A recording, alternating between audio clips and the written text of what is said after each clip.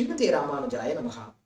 ஓங்கி உலகளந்த பாசுரத்தில் ஆண்டாள் எம்பெருமானை காட்டிலும் அவனுடைய திருநாமத்திற்கு அதிகமான முக்கியத்துவம் மதிப்பு கொடுக்கின்றான். எப்படின்னு பார்த்தா, எம்பெருமான் கட்டிப்பொன் போலே இருக்கின்றான். 24 கேரட் எம்பெருமானுடைய திருநாமமானது பனிப்பொன் 22 கேரட் தங்கம் போல இருக்கிறது.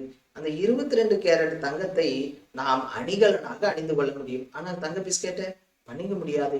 அதைத்தான் அழகாக குறிப்பிடுகின்றார். திருநாமத்திற்கு எந்த அளவுக்கு மகிமை. அஜாமில சரித்திரம் நம்ம எல்லாருக்குமே தெரியும். எப்படி அஜாமிலன் தன்னுடைய மரணப்படுக்கையில் இருக்கின்றான். அவனுடைய மகன் பெயர் நாராயணன். அவன் கூப்பிடுகிறான், நாராயணா நாராயணா அப்படின்னு கூப்பிடுறான் மரண பயத்தின் போது. அப்போ எப்போ யமதூதர்கள் அவனை எடுத்துன்னு போறதுக்காக வந்தா, ஆனா அதை எப்போ நாராயணா நாராயணான்னு கூப்பிட்டானோ விஷ்ணு தூதர்களும் வந்தார்கள். அப்போ விஷ்ணு தூதர்கள் வந்த பிறகு அந்த யமதூதர்களுக்கும் விஷ்ணு தூதர்களுக்கும் வாக்குவாதம் நடக்க, யமதூதர்கள் யமனிடம் சென்று சொன்னார்களாம், இதே மாதிரி விஷ்ணு தூதர்கள் நான் பிடிச்சின்னு வரலான்னு தான் போனான் அந்த அஜாமிலன்னு, ஆனா அந்த விஷ்ணு தூதர்கள் எங்களை பண்ணவே முடியல அப்படின்னு சொன்னான். என்ன பண்ணீங்க நீங்க? அவன் என்ன பண்ணிட்டு இருந்தான் அப்படின்னு யமன் கேட்க, அவன் நாராயணா நாராயணான் பேரை சொல்லிட்டு இருந்தான், அதனால வந்தான்.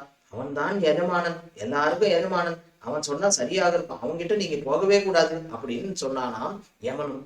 அந்த மாதிரி அடுத்ததாக பார்க்கும்போது அந்த நாமத்திற்கு எந்த அளவுக்கு மகிமை அப்படிங்கிறது தான் இங்க தெரியுது.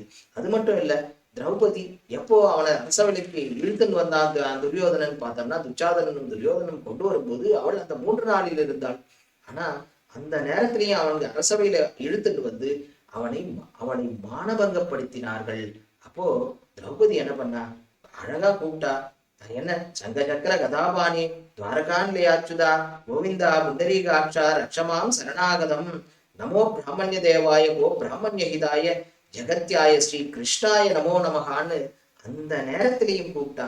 அப்போ எல்லாருக்கும் ஹிதம் கொடுக்கக்கூடியது, எந்த காலத்திலும் கூப்பிட பயன்படுத்தக்கூடியது. அப்படிப்பட்ட ஒன்று எந்தவித நியதிகளுக்கும் அப்பாற்பட்டு நாமம் நமக்கு நன்மை செய்கின்றது. அப்போ எம்பெருமானுடைய திருநாமத்திற்கு எம்பெருமானை விட பலம் அதிகம்.